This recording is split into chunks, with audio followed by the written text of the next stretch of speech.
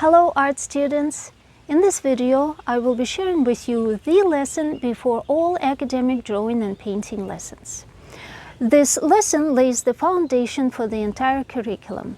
You're being introduced to the main concepts, principles, and the step-by-step process that you'll be using throughout the entire academic drawing and painting curriculum. Many students are too eager to jump into drawing portraits, figure, their pets, even architecture, not realizing just how complicated those subjects are.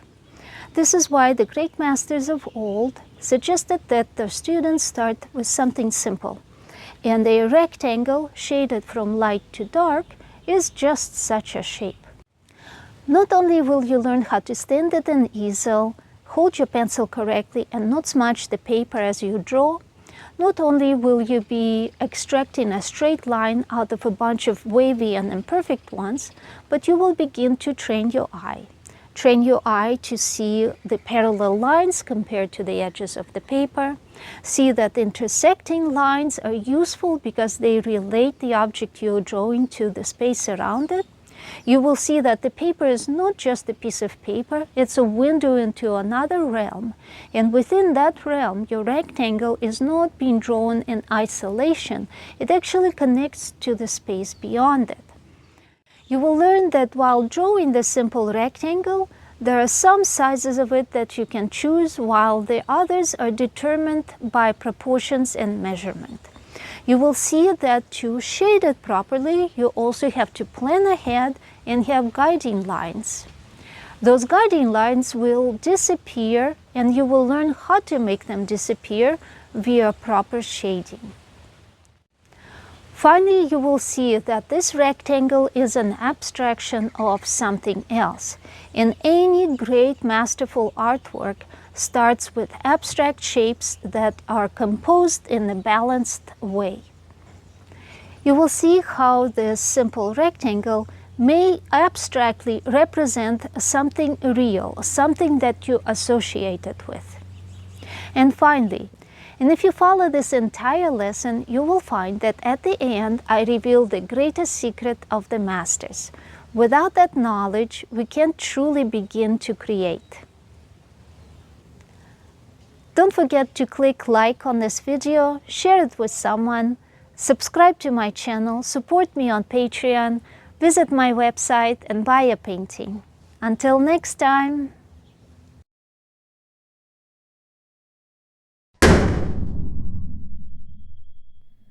All right, so the lesson before all lessons.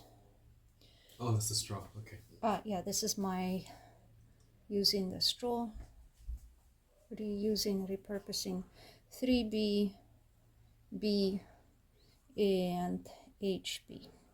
Start with HB, it's not too soft, not too dark of a lines, and then progress to darker. You can use 3B, 2B, or 4B, it doesn't matter. Okay, we do 4B. Yeah, but the difference between like 2B and 4B is enough to make it slightly darker, but I'll just use 3B and push harder. If I need it even softer than that, I can get another one. But this is basic amount to start with. And I have my knitted eraser, a little piece, because it's not a big drawing, I just need a little bit here. So why is this the lesson before all lessons? Not only you haven't done any drawing, or maybe not like anything super comprehensive, right? You're going to be practicing drawing lines. So learning to draw a straight line, for example, is not as easy as it may seem. You're going to learn to construct a rectangle, and rectangle is everything basically. The two main shapes we're starting in the curriculum is a square, which is another form of rectangle, right? And a circle. A square later becomes a cube, a rectangle becomes a rectangular prism, and a circle becomes a sphere. But we are starting with 2 dimensions only, right? We have the 2-dimensional page, height by width, and we are starting with a very simple rectangle because we are recreating something in the very first two dimensions, height and width. You are adding to that learning to draw straight lines, learning to see where your line's not straight, learning to see where they are not parallel, for example, to the edge of your paper, because this is your window. And this window has 90-degree angles, it's exactly rectangular, and so all of your squares and rectangles that you put in here are going to be compared to the edges of that window, right? So already your mind starts to learn to compare. Comparing is everything. Comparing everything you draw is everything. And so the first comparison will be your straight lines, then the second comparison will be the rectangular shape you create, and the third comparison will be your values. We are starting with a completely white paper, and your darkest value is going to be as dark as your pencil allows. Okay. We are trying to get to full darkness, right? White paper is presence of all light, and all color wavelengths are being reflected pretty much evenly, or even like washed out by the strength of light that is reflected. All white has slight variation in color to it, right? So you can already see that this white paper is slightly warmer, slightly yellowish compared to that white fabric over there, right? Or that white sculpture. And if you look at that white sculpture, you see that the hue of that color is slightly different than the fabric, right? So once you have different, what you think is whites, different white objects put next to each other in the same light, you start seeing the nuances, that they're actually different shades of color. So having a pure white in artwork is almost impossible, because it will always have some kind of hue, and it will only look pure white depending on other colors present in it, right? So pure white is a relative term, and pure darkness is a relative term, because the darkness is absence of all light. In paintings, there's almost never pure darkness, because there's always a little bit of light present, whether it's physical light reflecting off of the surface of an artwork, or it's the darkness of the pigment reflecting less of the light. But within that, you can still have a little variation on what's going on in the darkness, right? So like Caravaggio's paintings, he has like such a fine distinction between objects within his shadows that in many points they look like there are no distinctions. But it is also so in the context of the painting, that is the darkest dark. In the context of pure darkness, it's not. If you were to compare it to the pure darkness, it still wouldn't be the pure darkness. So the darkness can therefore have colors as well. It's just the amount of light is reflected less and less with darker colors, right? But a dark green and a dark blue that are reflecting minimal amount of light will look nearly identical black until you put them very close to each other and pay close attention in the amount of the kind of color they reflect, right? And some so-called black colors in the tube, like Mars black, for example. Mars black. Mars black? Yeah. Not really black. They actually are the colors that are very dark.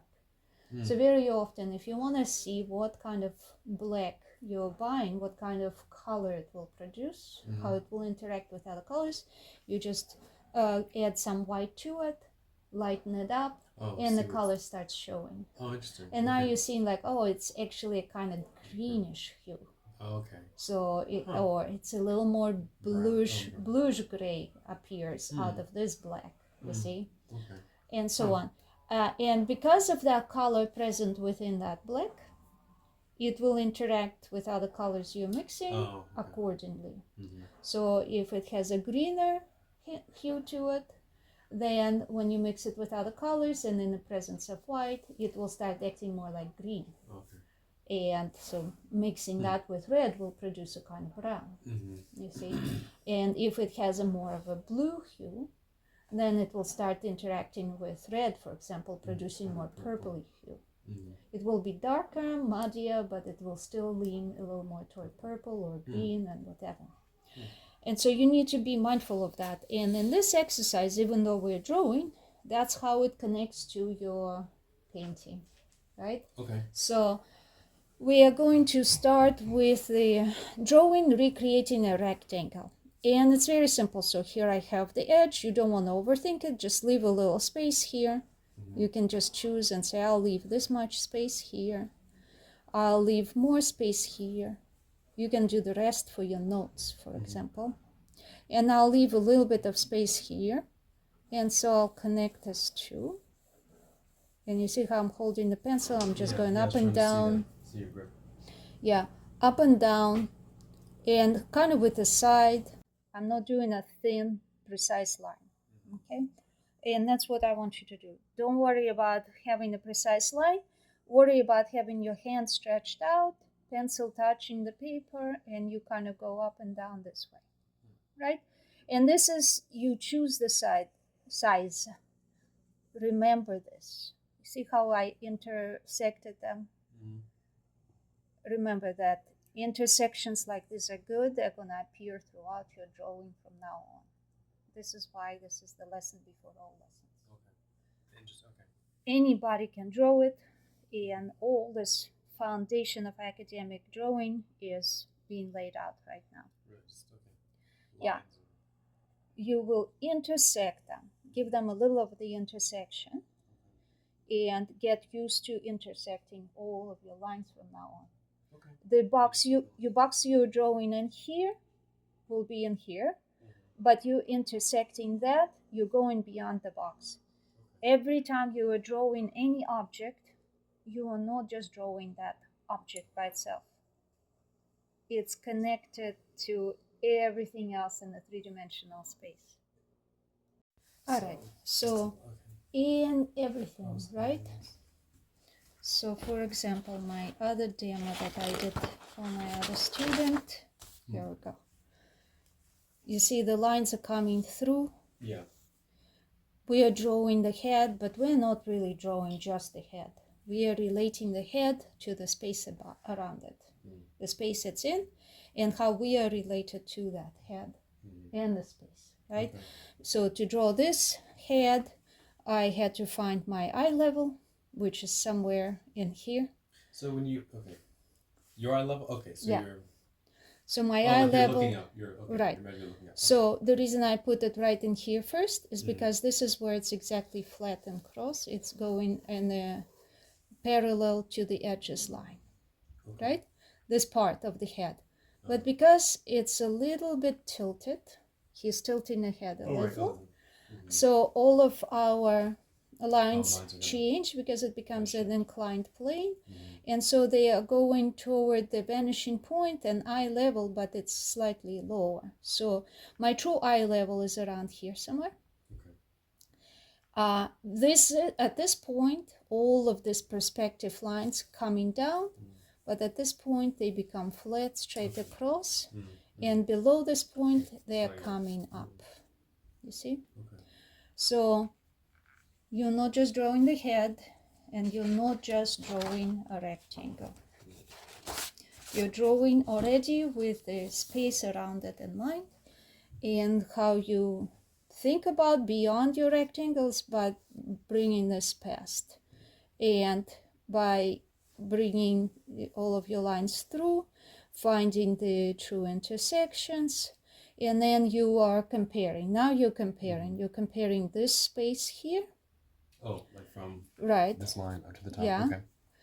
And so this is your edge of the paper. And then you know that this space is going to continue being the same, and where you're going to be stopping it somewhere in here, right? Then it should be the same. So your line should be right in here somewhere. You see? Now, you can project it by guessing, kind of like this. You can step back, see if it's off. You can then measure and check your measurement, right? But along each so always good to project it first or guess it first, then measure and double check. Okay. And then this way you'll get more and more precise. And then eventually there will be one day to where you will not need to measure at all. Your guess will be such an educated guess, you'll hit it straight on the mark. But this is the first beginning process. Okay, then to say, is this line exactly straight up and down? You can go from this intersection here and compare it to here. And it looks like it could be just a little bit more toward this side, by just a little bit, and slightly less to the right? So you can, like, even though it's a pretty thick line, you can still just narrow it down like this a bit. And that is to say that I am now shooting for exactly parallel to this edge line, and you can compare it. Seems good. And so now that we have this intersection here, we chose this size, right? We chose to start here, we chose the space, we chose to start here, we chose that space, we chose the length over here, or the height of this rectangular box. You're choosing all of that. What you are now not choosing is the other sides. The other sides have to be in a certain position, so to be straight with this side, right? So the other. Okay. Yeah. These choices, determine the others, but these are the ones. Right. Right. Same thing happens in the more complicated drawing. Let me go back to my calorifers. So basically, here actually I started with the width because I wanted to fit it in the half of the page. Okay. So if you are drawing, if this is the only opening you have, that's your full page, you're choosing the height usually to position the head properly. I started with the width because I also wanted this other half for doing the skull demo. So it doesn't matter with which one you start, but the first sizes you choose. That's the point I'm making. You choose either width or height, or right. You have to choose, and the others are determined by what you've chosen, because the others are determined by proportion, and measurement comes into play. So since I chose the width here, I wanted to see, compared to that width, what kind of height I had, and I did a side measurement on the sculpture, and I realized that my width fit into the head once to about hairline, and then if I went again, it seemed like this was about a third of this measurement, right? And so based on that, so the width, and then from the hairline to the chin, or to the bottom of the chin, to this bottom. Oh, okay. That to the hairline is about the width. Okay. Yeah. Okay. And that you determine from side measurement. Okay. But you see, what I'm saying is that the dynamic of what you're learning, right? You are going through the same step-by-step process here, even though it's a simple box. Okay. So you just, once you know that this is important, you kind of focus more on that when you're drawing, and it becomes easier on the next step when the object becomes more complicated that you're drawing. Okay. Then you repeat that on the next object, and we're going to do some two-dimensional ones first. And by the time we're going to the three-dimensional, you already got that step down. You don't have to worry about it. Okay. Then you're starting to focus on how to do a three-dimensional object and its proportions, and now you're going more into geometry of the 3 dimensions, right? But you were worrying about this step less because you already got it down. Okay. So you see, if you skip any of the steps, you're just going to be struggling so much with a more complicated object. Okay. Even if it's a simple teacup, you could be struggling a lot if you skipped these steps. Huh. And why struggle when we can get this out of the way right now? So, all right, so you already got to compare this line to the edge of your paper. Now you can throw this line in here as well. It's a little bit longer, so you can just put in, you see, like you can go like this, approximate lines, connect. once you have a wobbly line, you can now see like where it's going. This obviously is too high, this obviously is too low, means I have to hit it down in the middle. Still do a bit more of the longer lines like this. And somewhere among all of these lines, your straighter one will appear. You will be comparing all of them to each other, and you will be saying like, oh yeah, if I just get rid of this here, and I just get rid of all the stuff a bit lower, my straighter line is appearing, right? And that's basically how you want to go about it. If you erased a little bit something too much, not a problem. And you go and fill in the gaps. But now you have this line. Okay.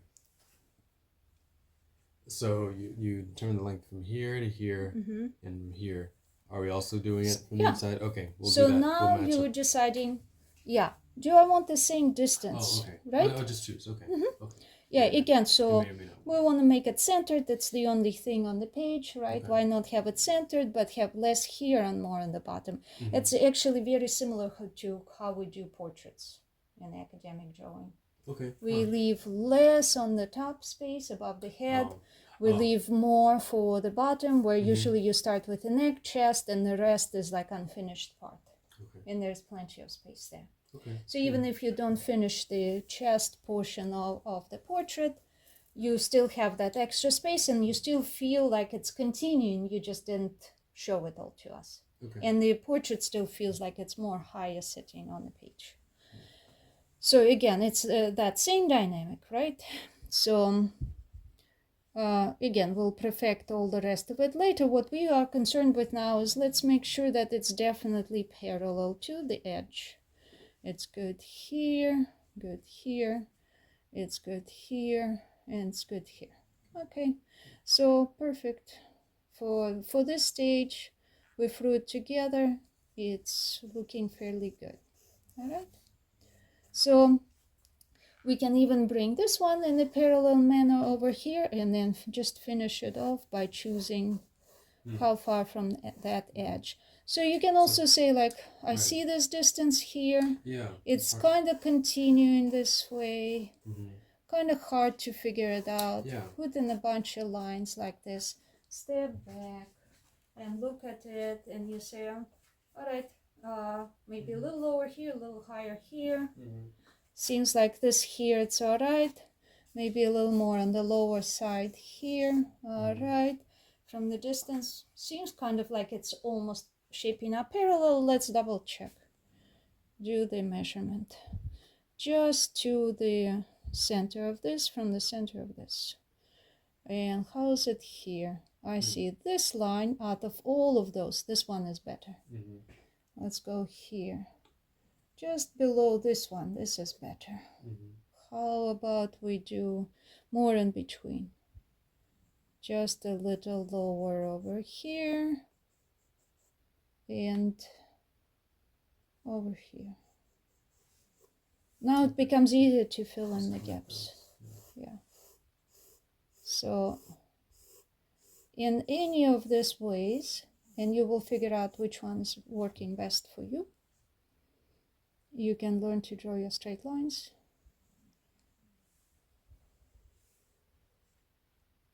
And you can perfect them with your eraser. Now again, we're not perfecting them down to super thin straight lines. Okay. We're just creating approximately very fuzzy and abstract, our abstract line, right? And the whole rectangle is actually an abstraction of something. We just don't know what it is yet. You're in the abstract stage. So now we can approximately, you can look at this and say, I'll guess. I think it will be like this distance. Okay, so guess first, then measure. Okay. I'm guessing. All right, now let's double check. From the edge to the side, from the edge to the side, looks like I have to be way further this way. Now you put it in, you stand back, you go like, okay, seems kind of like it. Maybe more like over here. This will be straighter. And go ahead evaluate it a bit from the distance. Seems like it's working out, right? So the other thing is that you may or may not be able to even tell if it's same distance until your eye gets trained really Okay. well. Yeah. Right? Yeah. It's hard. But you can always intuitively do it first and then come in there and measure, right? And so you see this lines went through. It's not big deal. It's good because you didn't know where you were going to stop in here. Yeah. Same thing with other things you're drawing. Draw your lines through. You don't know yet where the nose is going to be sitting on that line, but you have plenty of space to move it, but you know it's on that line, right? And so on. All right, so now it's looking pretty good. So I'm going to start narrowing it down. I don't need the intersection. The construction part is over. Okay, so you do eventually get rid of that. Yeah. The construction is over. We are now going to make it into a more precise rectangle. Here you see the light and shadow areas were already separated, right? The construction would have been all these lines without the shadows. So this is basically when you drew all of your main parts of any object, and now you're going to work toward your separating light and shadow. You can also now make these lines a little more straight. But the thing is that the straightness needs to be only on the outside. The outside is where the paper stays white. So now we get into light and shadow. Still didn't perfect these lines yet. Okay. Don't worry about it. Why am I dividing it in half? So again, lightly dividing it in half is again you practicing training your eye to see if you can hit half and half intuitively, right? And then you measure it. But why we're dividing it in half loosely like this is because you're practicing that on this side everything is going to be mostly dark values. On this side is going to be mostly light values. Okay. Even though connection between those is going to be very mild. It's going to be very slow transition. Okay. Right? But with what you will end up with, if you cover this side, this will appear mostly light, and if you cover this, will appear mostly dark, right? So that means that you're already learning to separate your light and shadow in your mind and on your paper visually, right? By filling this longer rectangular box like this, and you can make it longer, or you can make it like probably wouldn't make it as any shorter than this. You're basically putting in a variety of values, and you are also getting used to what your pencils can do.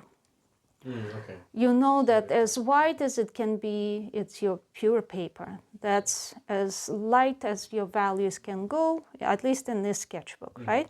And what is that an HB? Or This is still HB. HB, okay. Yeah. You know that as dark as it will go, it's one of you, like probably 3B, although I also have 6B. But that's going to be as dark as you can go. This is going to be your middle values in between.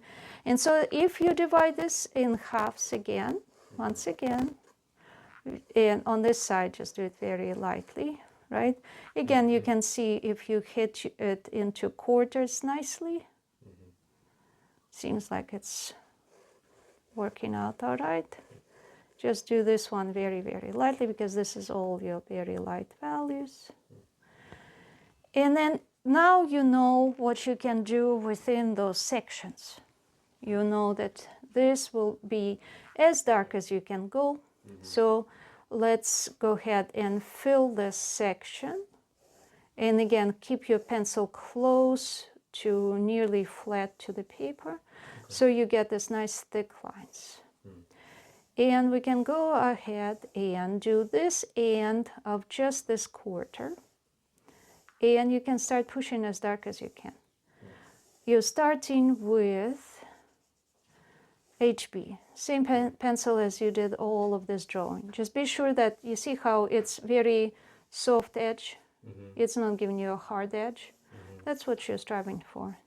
But So you don't have sharp lines in here. Okay, no sharp lines. Okay. Then you can take your B pencil. Oh, so that's H1. Yeah. Sorry, HB to B.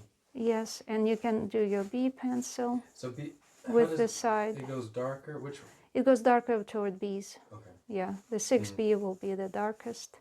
Leaving this lighter, pushing so this don't start with the darker. darkest. Start Yeah. The reason you don't want to start with the darkest is just a technical reason.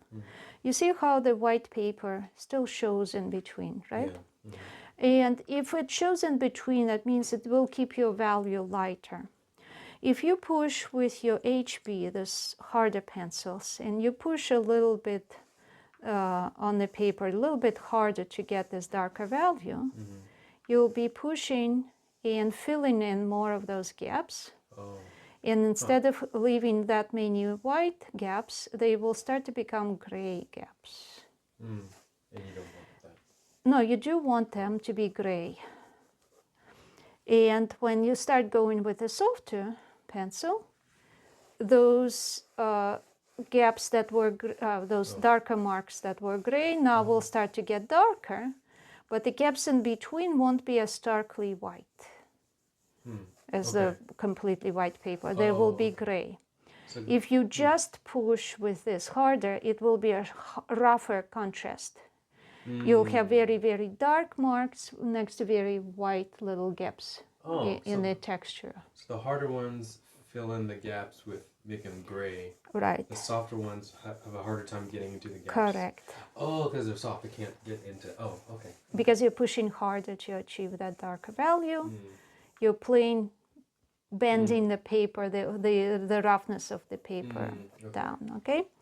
And so the last one, you can take your 3B or 4B or whatever the B you got, and you can start pushing darker with that. Okay.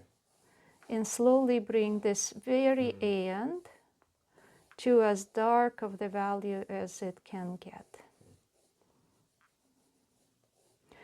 The part of the exercise here is to maintain this smoothness. Oh, okay. Yeah. Like smoothness means like kind of even. Yeah. Okay, even tone. Already here I'm having a transition, you see, to a lighter. I'm not bringing this, it will look too hard. Here I want this sharp edge. Okay. I am not worried about this, but I don't want this sharp edge anywhere. And here it will be harder to blend. Okay. Yeah. And so basically on the edge, you can push as hard down with this, and you see those white gaps and even those gray gaps, they start to disappear when you push harder, right? Interesting. And you're practicing that control over your pencil. Now, because of the paper, whatever the little darker portions that are appearing, it's not a big deal. If your paper is rougher, not a big deal. Paper smoother, it will be smoother. But the basic gist of it is do it as dark as you can on this end. Just like here, we're going to be leaving it completely white. On this end, we're going as dark as possible. And just with 3B is the darkest you're going to go? Yeah, for my purpose, 3B. Okay. So, okay.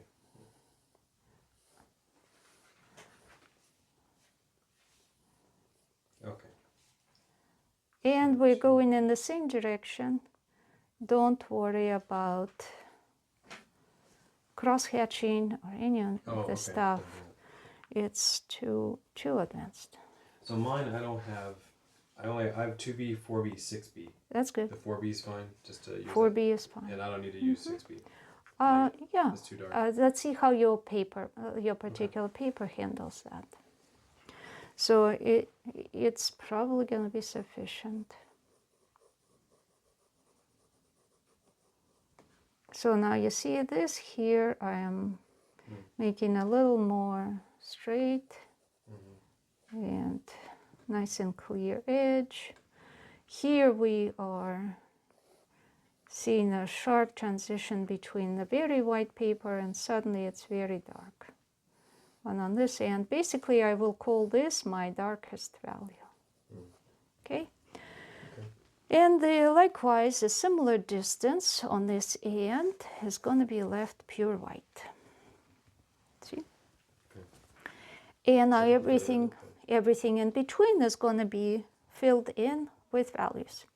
So because I already got this very, very dark section in here, I don't want to smudge the paper, and in the academic method, they're teaching you not to lay your fingers on the paper, really. Oh, that's why you have that's your pinky. Just to right. balance. But you can also just get enough control here because it's not a great distance. With the side of your pencil, you can now give me this very light value. And that's HB? Yeah. HB.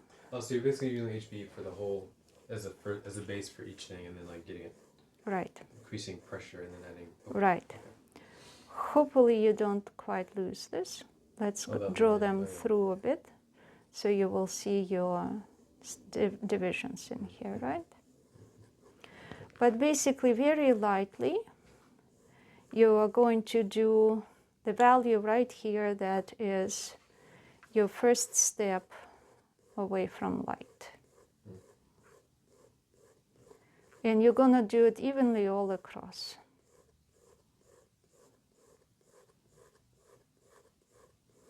With the side of the pencil, very thick lines, very easy to make it blend. Gives you very soft transitions. They're all going in one direction. All right? Oh, they're easy to blend if it's flatter, if the... Yeah. because if it's like the tip of the pencil, it's hard. Okay. In fact, in here, I will lighten this up a bit. And right to this section, I will just barely touch the paper with my pencil. There we go. I just barely touched it. But you can still see the values changing. And so now that we've done that, now you have this middle section that is definitely working with your midtones, right? So you can now go to this line and give me another pass over and darken your value. We're still working with HB. And that comes all the way to here and past. Try to have it more or less even value without too many dark spots or stripes in here. And you see my lines are coming through in here somewhat. Here I'm hitting more or less on the line. There they're coming through. It's not a big deal. All right, so you can bring it all the way to here as well, because here it's going to get way dark very soon. But basically now you got a little bit more of the variation on the values, right? This still being your center. So what you can do now is you can start like again over here between these two lines. You can give me another slightly harder push on the same HB pencil. But what you're striving for is to see those transitions. Definitely all nearly white, slightly darker, definitely darker. And again, so you are learning to compare now. You're comparing your values, and you're learning what your pencil can do.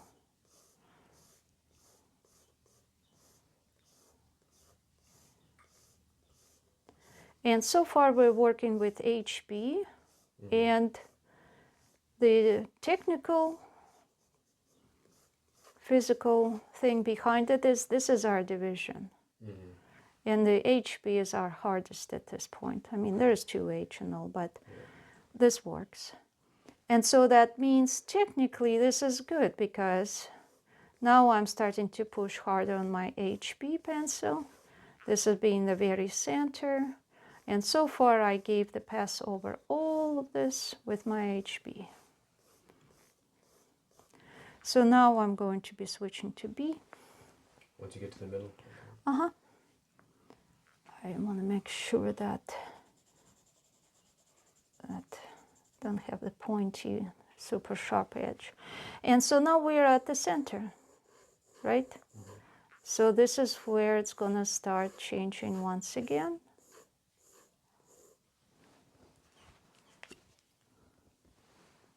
Just like that.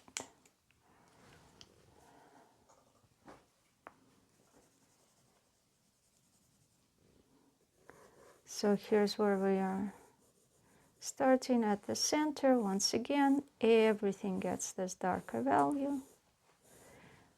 The same process in all academic drawing. You're starting with HB, you're sketching lightly, you got your construction all done, all the major proportions, everything laid out. Mm-hmm. You are separating where everything is going to be mostly in the light and mostly in the dark. And with the HB, you're going all over all of the shadows, basically. And as you're progressing toward more detail in that, you add more of your darker pencil shading. So basically it's the same process, except here it's extremely simplified. I looked at that, I thought, yeah, this could be a bit darker, so I'm going to give it darker pass now. Okay. Even it out. And you see why it was so important to keep this edges soft, right? Keep the edge of this darkness soft. Well, because now it's easy to make it blended. Oh, okay. Yeah. As opposed to this edge would be harder to blend it in. So here's our other division. I'm still seeing it. So that means if I start in between these two, and once again start going darker, pushing a little bit harder,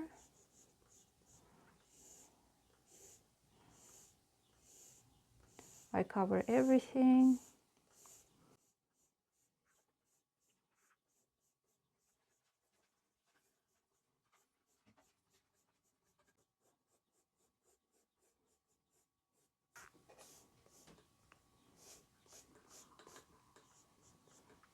Okay.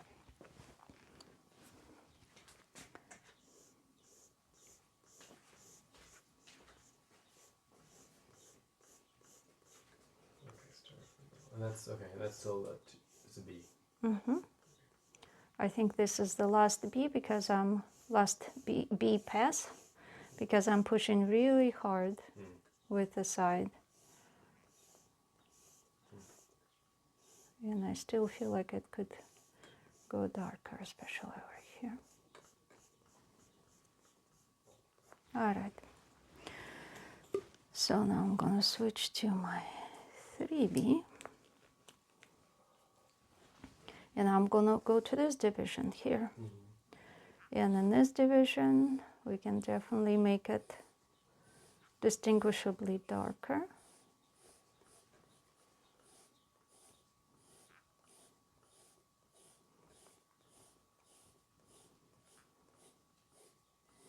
So what you're striving for is gradation that is not too great, but yet distinguishable, noticeable, yes. So, which is not as easy actually as you would think.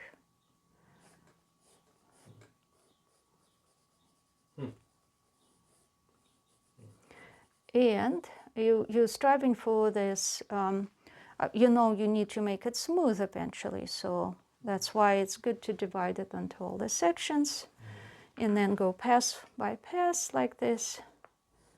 And that brings you closer to being able to achieve this full darkness just where you need it, just in that spot.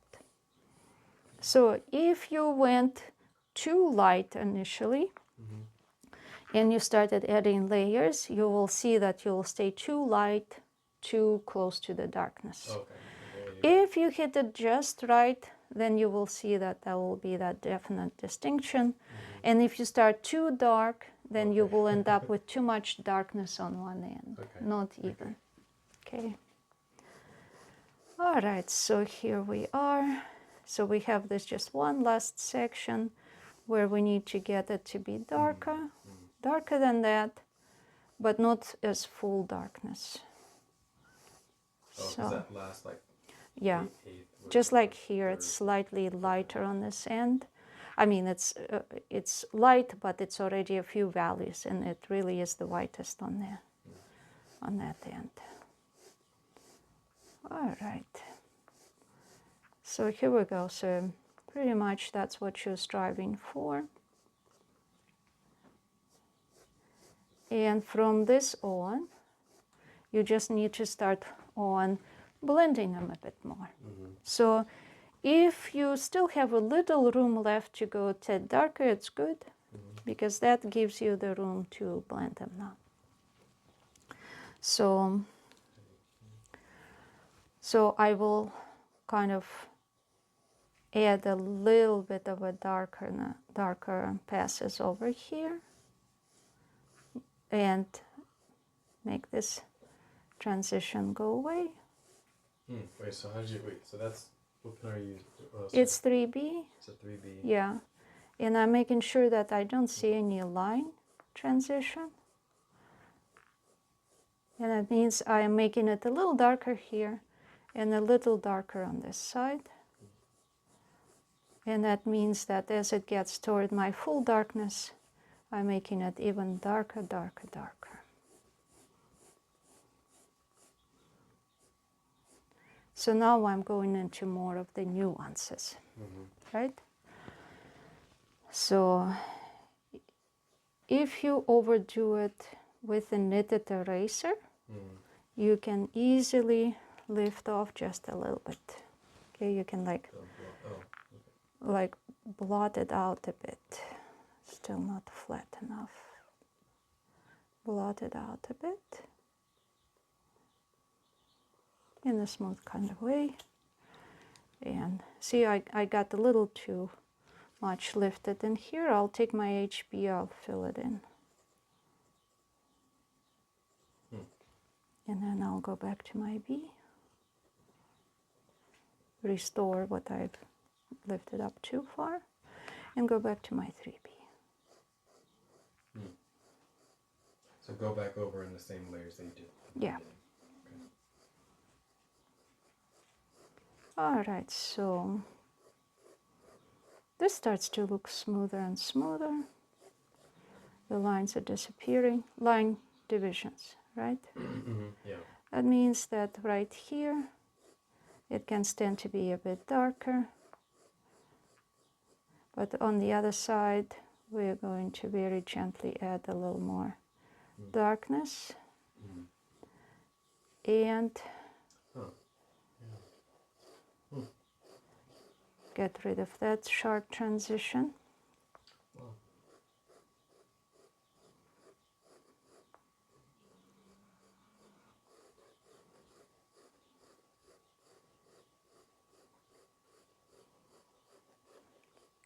And as we get into here, we need to start switching the pencil. So your B, or is it? Yeah, going back to B. If you rest your hand here on your pinky on the nail, you won't smudge. Okay. Okay. Yeah. And now in this particular area, that's what you need to do. Because if you don't, you will smudge what you drew. So now I'm adding a little more darkness on this side, making sure that it's all smooth on that side as well. So how do you make your lines disappear, your division lines? By going in the same direction with them. Huh. Oh, really? Okay. Yeah, if you have a line, to make it disappear, you add more lines here and here, and it starts to be a field of value. Okay? If you go crosswise, you'll always see that line. So already now you are training to make your lines and make lines disappear. It's the same effect that you will be doing when shading within the drawing, when you're doing objects. Okay, I don't like how this is a bit just through the middle here. This doesn't want to go away, so I'm going to lighten it up a bit. Oh yeah, the little, okay. Yeah. I just lightened that up, fill in the lighter gap.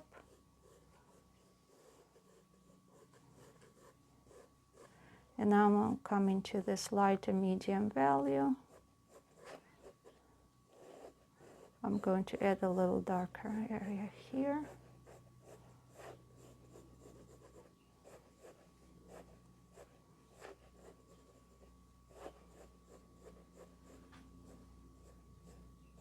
My pencil is a bit more pointy now because I'm filling in almost like the gaps between the lines that I had before.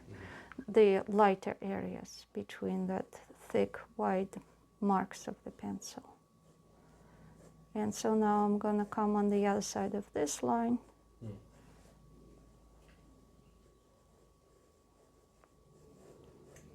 Smooth this out.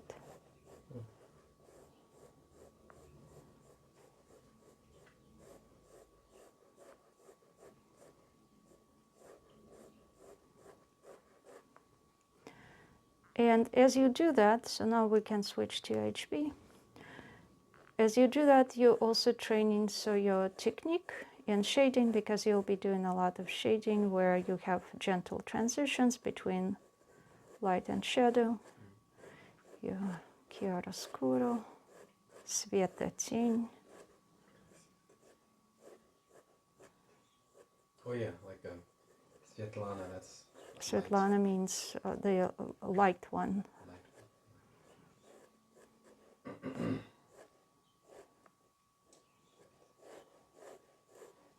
And so you're smoothing out your transition so you don't see those lines anymore.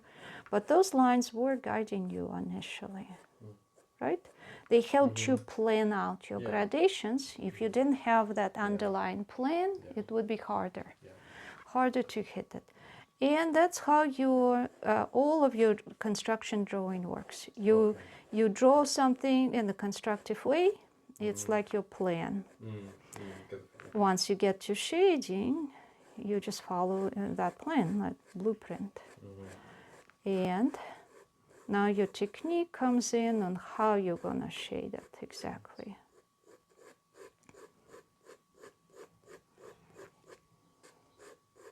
Also, I'm looking at, I'm seeing like rather fast in here. I think these two still look too similar, so I can make this a bit darker along here. Comparing, contrasting. Comparing, contrasting.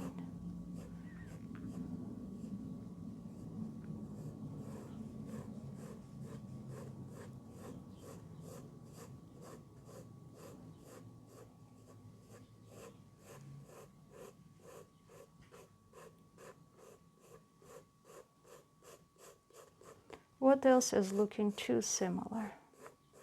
Stand back and evaluate.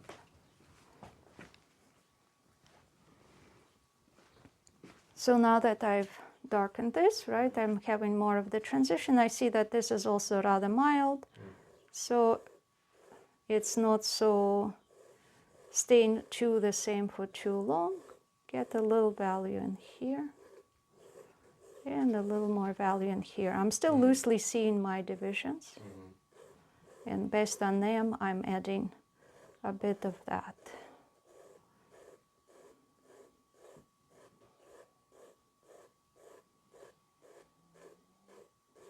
More here, bit more here. But my divisions are gone. So they are now existing only in my mind.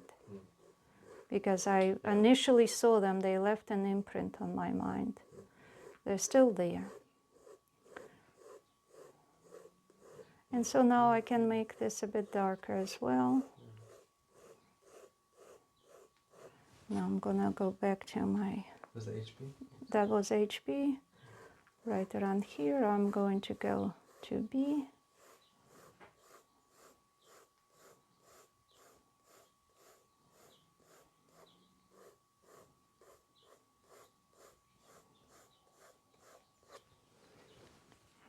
going to switch to 3B.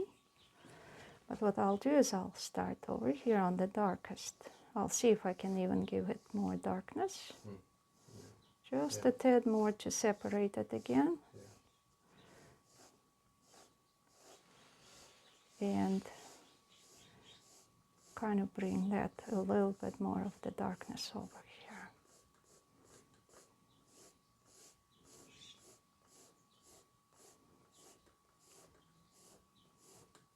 With the very end being the darkest.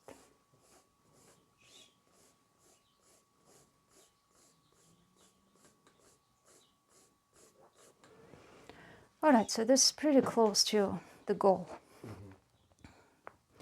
If we cover this, mostly light. Right. If we cover this, mostly dark. The final step is clean it all up. So you can now work on cleaning this up, all the raggedy edges. And then you go over with your final outside lines. Make sure that your box stays nice and sharp, rectangular looking.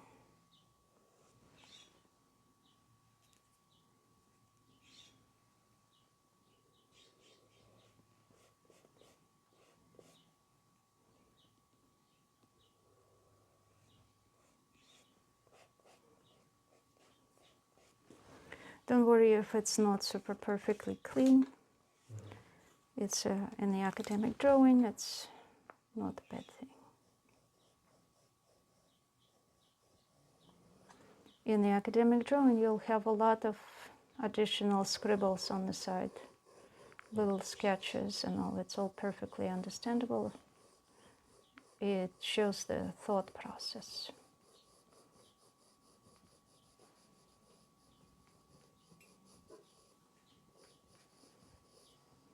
Wait, sorry. You said keep the scribbles.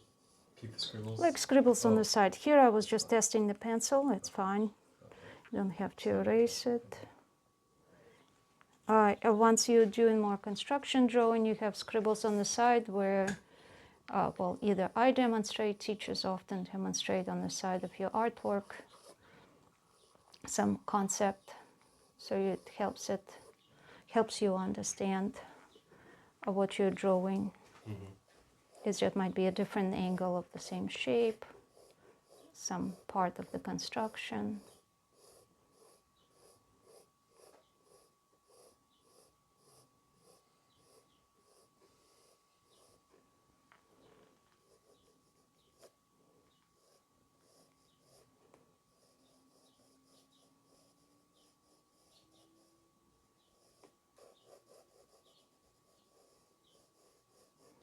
By the way, you could get this even darker if you went in the opposite direction.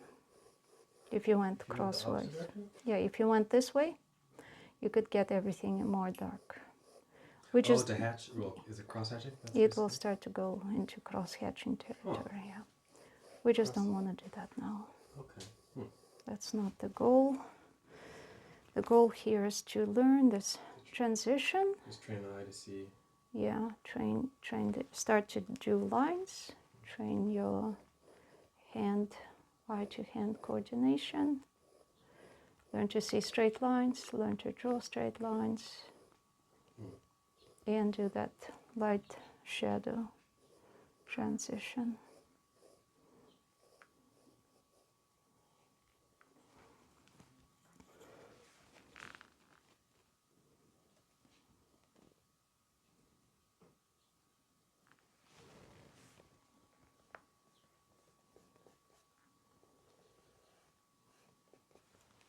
All right, this is close enough. So, one quick note on this. Now that you've done this, I want you to look at every object from now on as where it will fall in the gradation of all these values. So take a look at that, right? Yeah, it looks so different from, gosh, you had just switching over. So now what do you see? I see some more of the horizontal lines.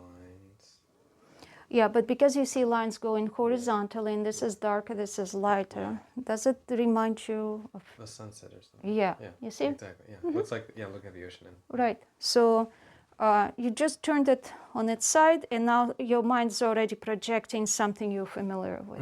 Oh, okay. It's Right? matching up with, If you then now went in here, I don't want to draw over it, but if you went in, sketched in the shape of the mountain, and another one and back, and another one and back, and maybe more like flat, put a line for where the ocean separates, your mind will already fill in the gaps. It will see it as hills close to us, ocean, and the sky.